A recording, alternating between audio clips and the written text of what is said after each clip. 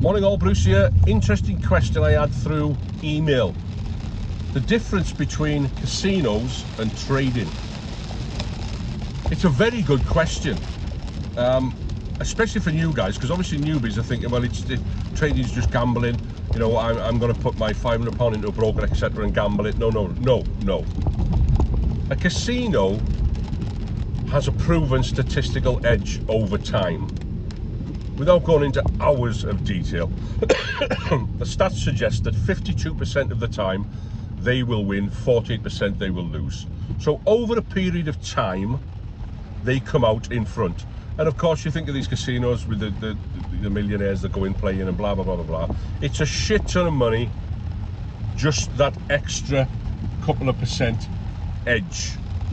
So they have an edge. Now, we can't go into a casino like we can with trading, with our own edge, with our own strategy, and with our own risk to reward.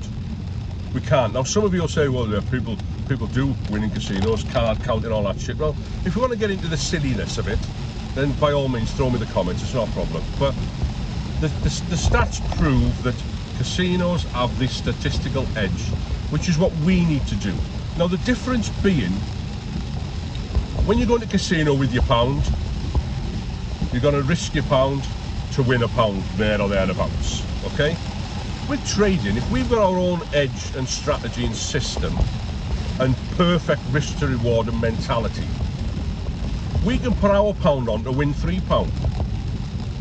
So, you've mapped your trade, yeah? Let's assume we've got a 50% win rate. This is another thing that people think, well, I need to get 80%. You look at all the shitheads on social media saying this strategy is 99%, 100%, 90%, all that shit win rates. It's bollocks. It's absolutely untrue. If you can manage your trade account at a risk to reward of about 1 to 3, even less in some instances, but 1 to 3, say, and win 50% of the time, you're going to do well. Fact. Do the math. You're going to do well. So back to it. We put a pound on our trade, and we're going for a £3 win. If we lose a pound. If we win 3. So we do the math. If you've got a 50% win rate, I don't know, 20 trades, 10 of them are going to win. You're going to get £3 on every one. That's 30 quid. Your 10 that lose, you're going to lose a pound. That's £10. So you're £20 in front. No, I'm using little numbers. I'm trying to make it easy.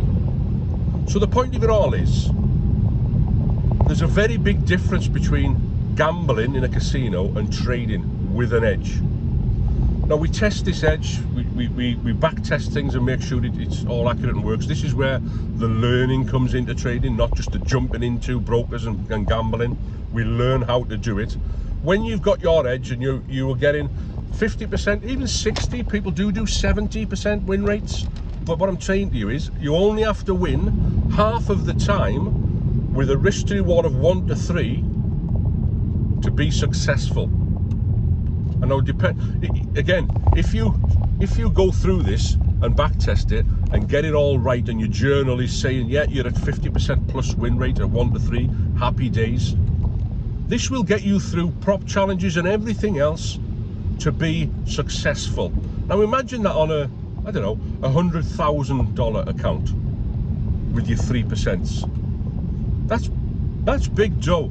So you can be successful if you've got your edge and you're going for 1 to 3s, 1 to 2s in a lot of instances, but that's where we need to be. And don't believe this 80-90% win rate shit, because 99% of the time it's untrue. And what I want you to understand is, don't listen to it. You don't have to have a win rate like that. You can, like I said, you can have a 50% win rate. You can have a 40% win rate if you're going for higher risk to rewards. You can have a 30% win rate if you're going for like 1 to 5s. You know, if you've got any questions on this, throw them at me, but I'm hoping that explains it a bit. Have a great day.